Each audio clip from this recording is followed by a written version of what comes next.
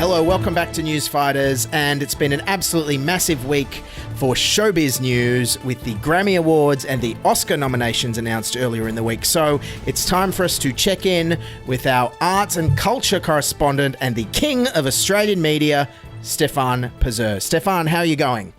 I'm doing great, Dylan. How about yourself? Very good. Now, I understand, were you actually at the Grammys in Los Angeles? Is that true on Monday night? No, I couldn't actually get the isolation hotel booked. Fair enough. So you were there in spirit. I was. So I think one of the big things people noticed this year was the Grammys were held outdoors. Did you notice this? Were. Based on all the planes going over, it sounded like it was either at an airport or just in the inner west of Sydney. Beyonce made history, won her 28th Grammy, which makes her the most awarded female in history. I'll tell you something. Yeah. If I was there in person, I would say, well done, Beyonce. Now, girl, where's your fiancé? No, well, she's actually married, so that joke... I don't know if that joke quite works. Best alternative album went to Fiona Apple. Now, what a surprise. Fiona Apple didn't leave the house to go get the award. I think Fiona Apple has actually been in ISO since like 1999. I don't think anyone's managed to convince her to leave the house for anything, let alone a fake award show. It would make sense because her hit song back then was like, what was it called, Trouble? Criminal. No. Yes. Criminal, so yes. she probably made herself feel guilty and decided to stay home after that. Oh, so you're saying she's put herself under house arrest because she thinks she's a criminal? Yes, for getting some bloke upset back then. So that kind of makes sense. And what about the outfits and costumes? Anything grab you in the dress department? One thing that stood out for me as well was one of the singers had like an orange dress and like had an orange mask on them. I'm not sure if you saw that. Was this Billie Eilish, maybe? A lot of matching masks and costumes, which I don't think we had last year at the Grammys. It's the masks are a new thing. Not quite sure why they did that. Oh, actually, no, I think it's coronavirus. Maybe, or some new variant of it.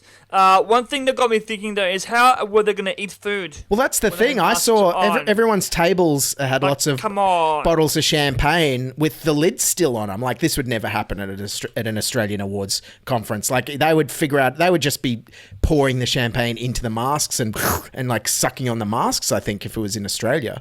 I actually believe there was no champagne in there. I reckon the bottles were empty. They were just there for decoration. The sponsorship, probably. One of the funniest moments of the night was when early 2000s, early noughties rock band The Strokes won for Best Rock Album.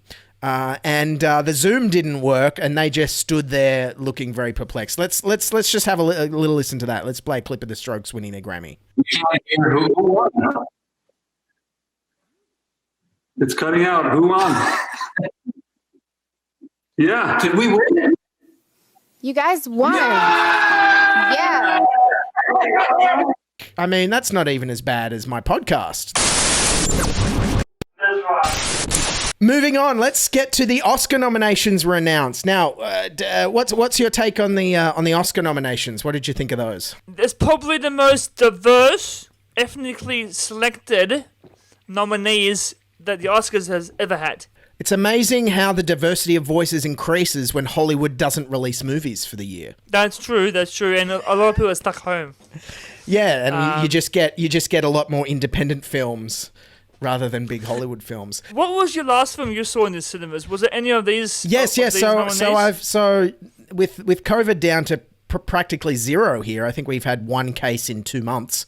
I actually have gone back to the cinemas, and I've seen a few of these. It's been fun. I saw Minari, about a Korean family that moves to America in the 80s. Excellent movie. I saw Nomadland on the weekend, about an unemployed itinerant worker played by Frances McDormand, traveling around America. Also excellent.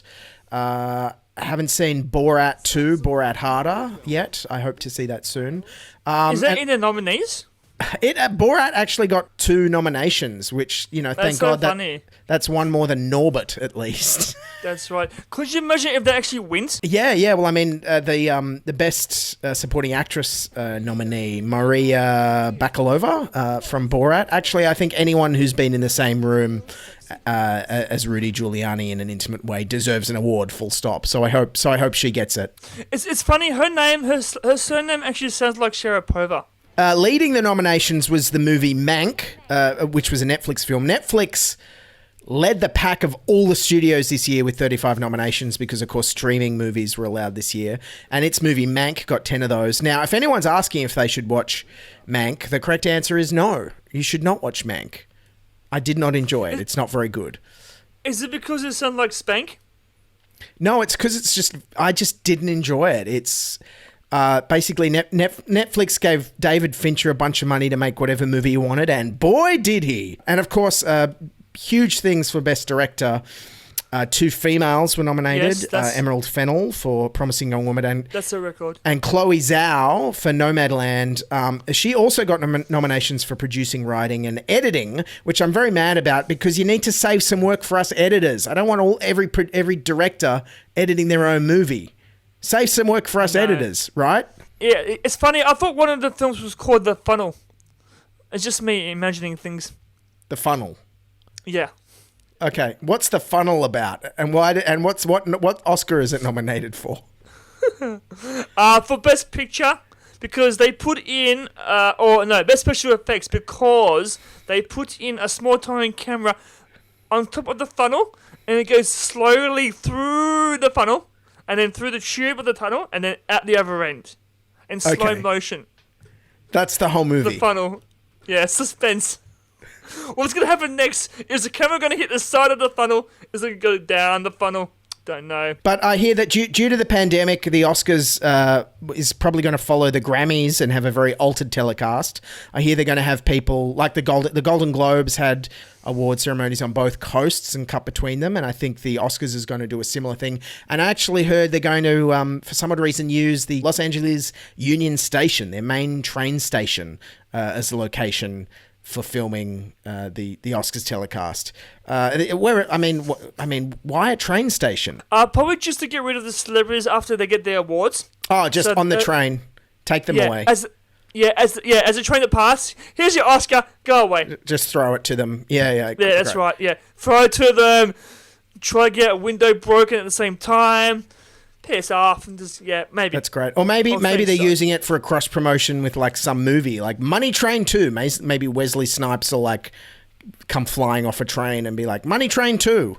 I was just thinking, like, since there'll be no applause, they could either use an applause track or just like get a choo-choo train bell going boop boop as a form of applause to when they get the award. All right, mate. So thanks for stopping by and talking all the awards show glamour with us.